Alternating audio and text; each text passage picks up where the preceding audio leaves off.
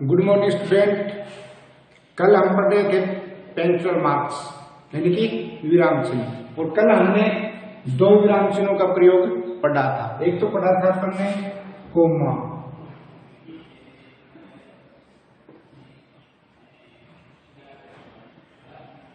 दूसरा था अपना फुल स्टॉप।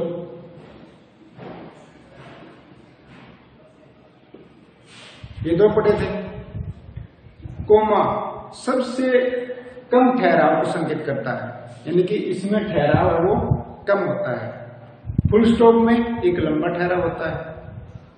ये जो फुल स्टॉप है साधारण वाक्य के अंत में प्रयोग किया जाता है। आज्ञा वाले या फिर आज्ञा सूचक वाक्य के अंत में प्रयोग किया जाता है। और जो संक्षिप्त रूप वाले शब्दों के में इसका प्रयोग किया जाता है, जैसे संक्षिप्त जो रूप शब्द होंगे एम ए बी ए,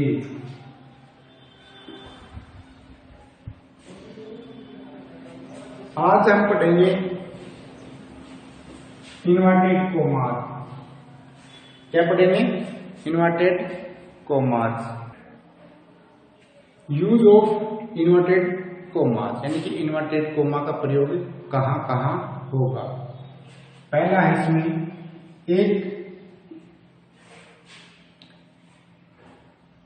एक वर्ड या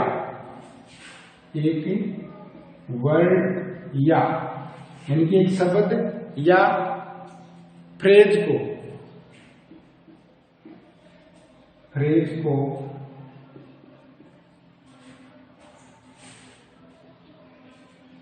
इम्फेसाइज, एक वर्ड या फ्रेज को इम्फेसाइज यानी कि प्रभावी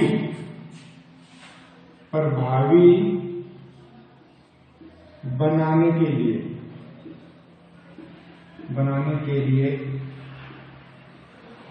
इन्वर्टेड कोमा का प्रयोग किया जाता है। एक वर्ड यानी कि शब्द या एक फ्रेज को इम्फेसाइज यानी कि प्रभावी बनाने के लिए इन्वर्टेड कोमा का प्रयोग किया जाता है। सेकंड है इसमें direct. I think today's education is endless. ऊपर लिखा हुआ था कि एक वर्ड या फ्रेज को इम्फेसाइज यानी प्रभावी बनाने के लिए इन्वर्टेड कोमा का प्रयोग किया जाता है। तो जो एग्जाम्पल इसमें लिख रहा है कि आई थिंक टूडेज एजुकेशन यानी कि इस वर्ड को इम्फेसाइज यानी कि प्रभावी बनाने के लिए इसको क्या किया गया है? इन्वर्टेड कोमा में इसको बंद किया गया है, इज एमलेस। इसके बाद में आएगा सेकंड, इसमें डायरेक्ट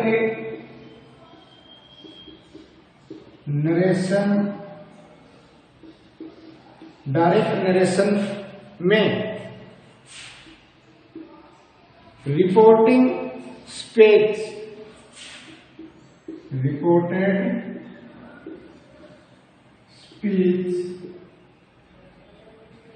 डायरेक्ट नरेशन में रिपोर्टेड स्पीच को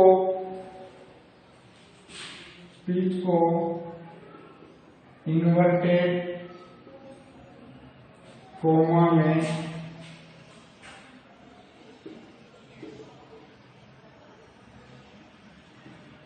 लिखते हैं।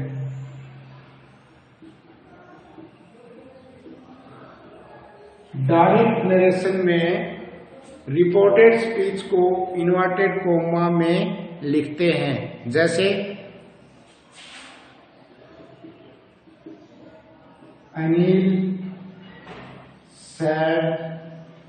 Anil said to her।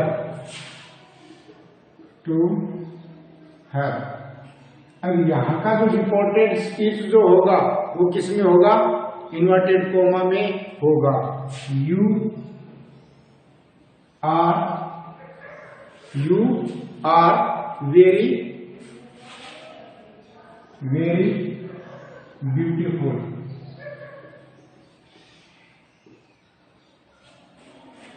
Anil said to her, comma inverted comma, you are very beautiful.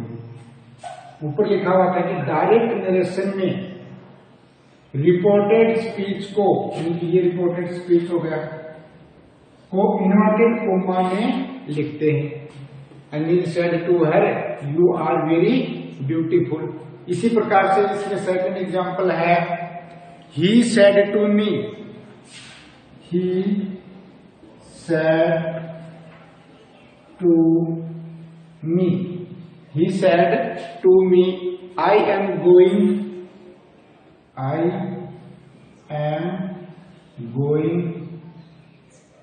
now। ये हो गया डायरेक्ट नरेशन का यहां तक। और इसके बाद में जो आता है वो है रिपोर्टेड स्पीच, जिसको इन्वर्टेड कोमा में बंद किया है इसको, आई एम गोइंग नाउ।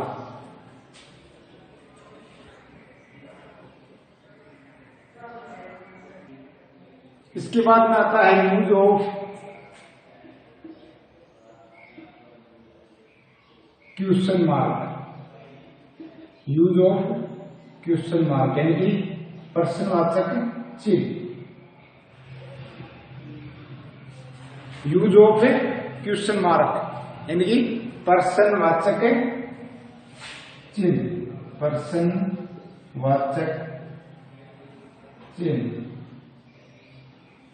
तो प्रश्नवाचक चिन्ह आता है प्रश्न के अंत में। कहां पे आता है? प्रश्न के अंत में। जैसे डायरेक्ट क्वेश्चन के अंत में कोई भी क्वेश्चन होगा, उस क्वेश्चन के अंत में आपको क्या मिलेगा? एक प्रश्नवाचक चिन्ह मिलेगा। जिस प्रकार एग्जाम्पल है, where do you, where do you, where do you live, where do you live, where do you live. मैंने बताया था आपको कि जो भी डायरेक्ट क्वेश्चन होगा, क्वेश्चन के अंत में आपको क्या मिलेगा? प्रश्नवाचक चिन्ह मिलेगा कि वेयर डू यू लिव, तुम कहाँ रहते हो। एक क्वेश्चन होगा, एक क्वेश्चन होगा, तो क्वेश्चन के अंत में क्वेश्चन मार्क होगा, यानी कि प्रश्नवाचक चिन्ह हो गया। इसे बोल सकते हैं क्वेश्चन मार्क बोलते हो या फिर प्रश्नवाचक चिन्ह भी बोल सकते हो। What can I do for you, what can you, what can you do, what can I do, sorry, what can I do for you, for you, what can I do for you. तो question mark का मतलब है कि जो भी question mark का चिन्ह होगा, वो जो प्रश्न आपसे करेगा, प्रश्नवाचक चिन्ह कहां पर आएगा? डायरेक्ट जो क्वेश्चन होगा, उस क्वेश्चन के अंत में आपको क्वेश्चन मार्क चिन्ह लगाना है। एक आता है इसमें इलिपेटिकल क्वेश्चन, यानी कि संक्षिप्त प्रश्न के अंत में। इलिपेटिक क्वेश्चन का मतलब क्या होता है? संक्षिप्त प्रश्न के अंत में। जैसे आई इन प्रॉब्लम, जैसे इन प्रॉब्लम, और यहां पर लग गया प्रश्नवाचक चिन्ह, यानी कि एक संक्षिप्त प्रश्न के अंत में क्या लगता है? प्रश्नवाचक चिन्ह लगता है। इसके बाद में आता है क्वेश्चन टैग के अंत में। क्वेश्चन टैग के लास्ट में या फिर अंत में। क्वेश्चन टैग का जो क्वेश्चन होगा, उस क्वेश्चन टैग के अंत में आएगा। जैसे he works hard, he works hard, he works hard does not hit, does not his.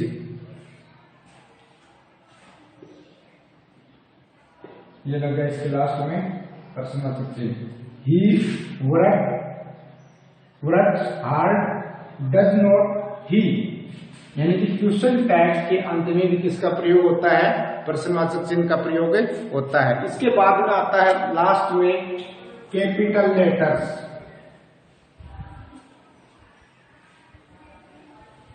क्या आएगा? कैपिटल लेटर्स का प्रयोग। कैपिटल लेटर्स का प्रयोग यानी कि पेंचुअल मार्क्स में अपना 5वां जो टॉपिक है वो है कैपिटल लेटर्स। कैपिटल लेटर्स का प्रयोग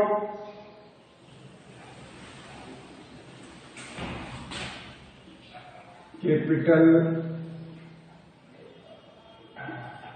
लेटर यानी कि बड़े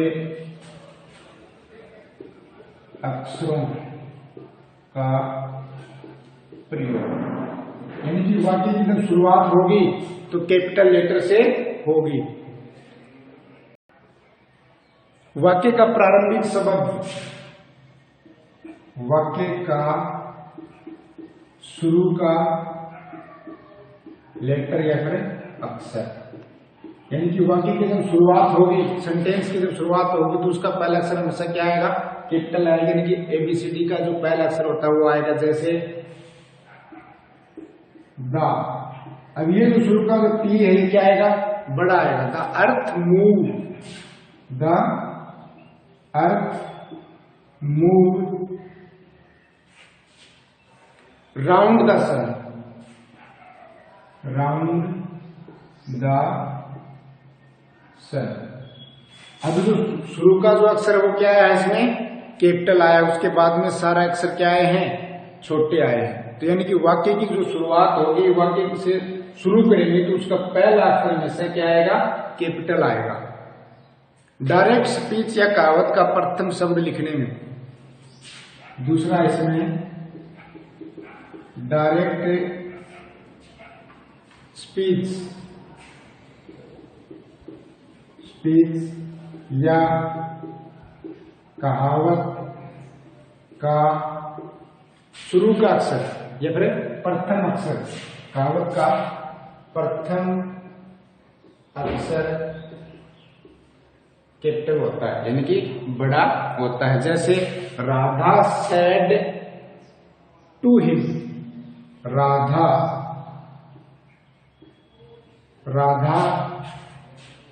said to him, said to him।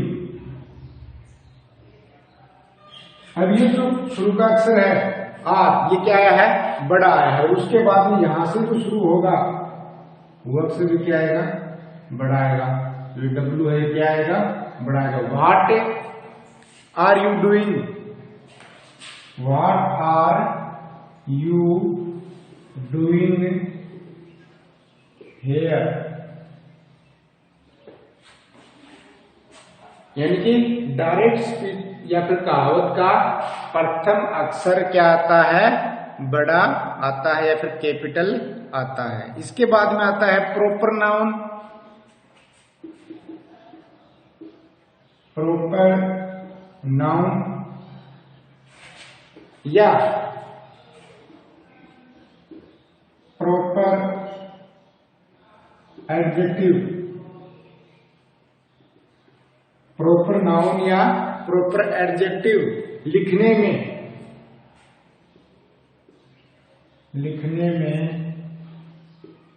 प्रथम अक्षर कैपिटल आता है। जैसे एग्जाम्पल है अनिल, तो ए क्या आएगा? बड़ा आएगा। इंग्लिश, ई बड़ी आएगी। इसी प्रकार से इंडिया,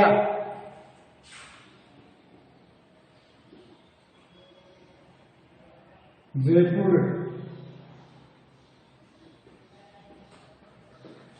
यानी कि प्रॉपर नाउन या प्रॉपर एडजेक्टिव के लिखने में प्रथम अक्षर भी क्या आते हैं? कैपिटल आते हैं, बड़े आते हैं। इसमें ए बड़ा आएगा, इसमें ई, इसमें आई और इसमें जे। तो आज हमें पेंसिल मार्क्स का जो हमारा टॉपिक था वो कंप्लीट हो गया। इसको अपनी नोटबुक में नोट कर लेना और अच्छी तरीके से इसको याद कर लेना।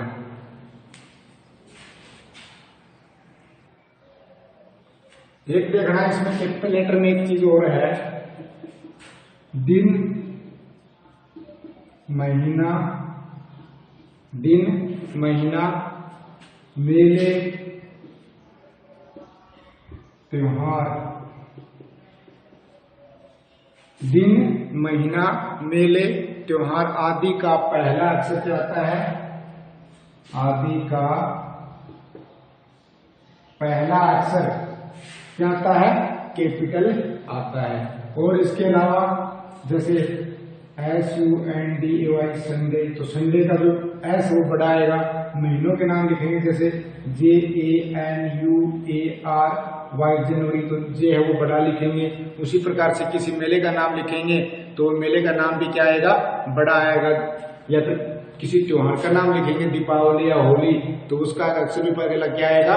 बड़ा आएगा। उसके बाद में आता है इसमें भाषा और विषय के नाम का पहला अक्षर भी कैपिटल आता है। भाषा और विषय के नाम का पहला अक्षर कैपिटल आता है। यानी कोई भी भाषा हो, जैसे इंग्लिश है, ठीक है, तो इंग्लिश है, उर्दू है, हिस्ट्री है, इस सब्जेक्ट होगा हिस्ट्री। इसी प्रकार से हिंदी है, हिंदी भाषा भी है और हिंदी एक विषय का नाम भी है। तो इनका पहला अक्षर क्या आएगा? कैपिटल आएगा। उसी प्रकार से ईश्वर के लिए प्रयोग किए जाने वाले नाउन और pronoun, oh god, are kind, pronoun के आई हमेशा कैपिटल आती है। प्रोनाउन में आई हमेशा कैपिटल आएगी, कैपिटल आती है।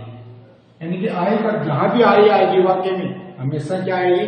कैपिटल ही आएगी। इसके अलावा जितनी भी पुस्तकें हैं, कविताएं हैं, समाचार पत्र हैं, लेख हैं, कहानी है, कोई अध्यायों का नाम है, निबंध है आदि के जो शीर्षक हैं उनका अक्षर में पहला क्या आता है?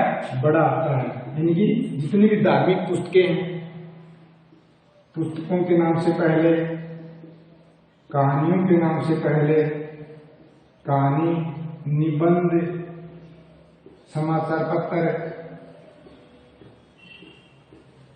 आदि के नामों से पहले भी आदि के नाम से का पहला अक्षर क्या आता है?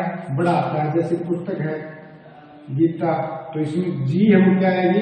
बड़ी आएगी, गीता। गीता लिखते हैं इसको वैसे, ठीक है। उसके बाद में किसी कोई कहानी है या फिर कोई निबंध है या फिर कोई समाचार पत्र है, जैसे द राजस्थान पत्रिका, ठीक है। दा तो इससे पहले यानी कि समाचार पत्रों के नाम से, धार्मिक पुस्तकों के नाम से दैत्व का प्रयोग होता ही है। इसके अलावा इनका पहला अक्षर भी क्या आता है? कैपिटल आता है।